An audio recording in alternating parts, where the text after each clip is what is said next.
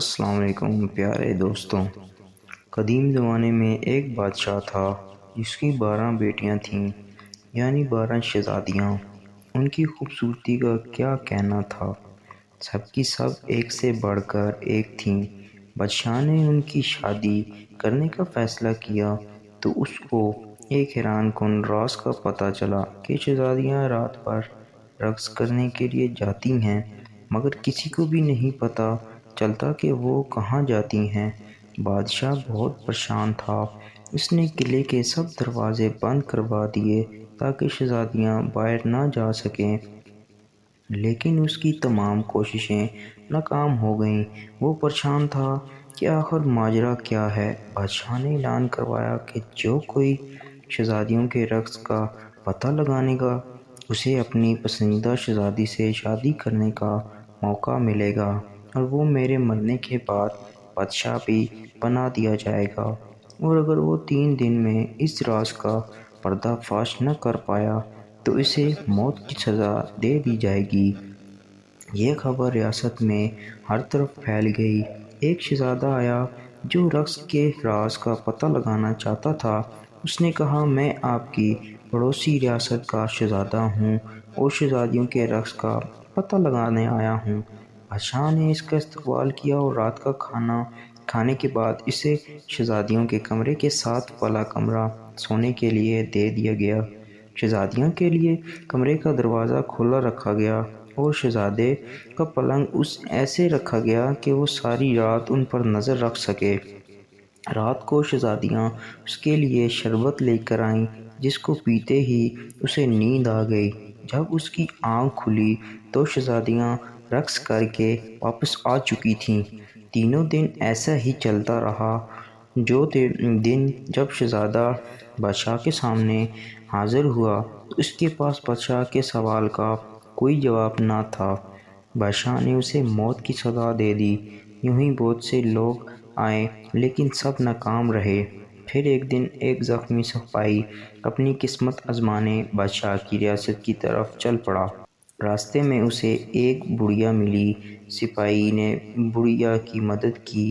بڑھیا نے بدلے میں اسے ایک پوشاک دی اور کہا کہ یہ پہن کر تم کسی کو نظر نہیں آؤ گے، اور یہ بھی بتایا کہ جو جوس شہزادیاں تمہیں دیں وہ مت پینا۔ سپاہی بادشاہ کی ریاست میں پہنچ گیا۔ بادشاہ نے اس کا استقبال کیا اور اسے بھی شہزادیوں کے رقص کا راز معلوم کرنے کے لیے 3 دن دیے گئے۔ رات کو بڑی شہزادی اس کے لیے جوس لے کر آئی۔ سپاہی چونکہ بہت ذہین تھا، اس نے جوس پی تو لیا مگر نگلا نہیں، کیونکہ اس نے منہ میں سپنج رکھا ہوا تھا۔ جیسے ہی شہزادیاں کمرے سے باہر نکلیں، اس نے سپنج منہ سے نکالا اور سونے کی اداکاری کرنے لگا۔ شہزادیاں اس کو سوتے دیکھ کر خوش ہوئیں اور رقص کرنے کے لیے تیار ہو گئیں۔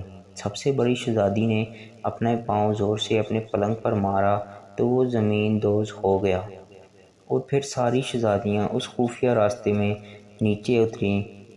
سپاہی یہ سب دیکھ رہا تھا۔ اس نے بھویا کی دی ہوئی پوشاک پہن لی اور ان کا پیچھا کرنے لگا۔ آدھے راستے اترنے کے بعد چھوٹی شہزادی کو شک ہوا کہ شاید کوئی اس کے پیچھے ہے، مگر پوشاک کی وجہ سے سپاہی کسی کو بھی نظر نہیں آ رہا تھا۔ پھر وہ سب سے خوبصورت حصے میں پہنچ گئیں جہاں درختوں پر لگے پتے چاندی کے تھے۔ سپاہی نے ثبوت کے لیے ایک پتا توڑ لیا۔ اس کے توڑتے ہی ایک زوردار آواز آئی جس سے سب ڈر گئے۔ آگے سب پتے سونے کے تھے۔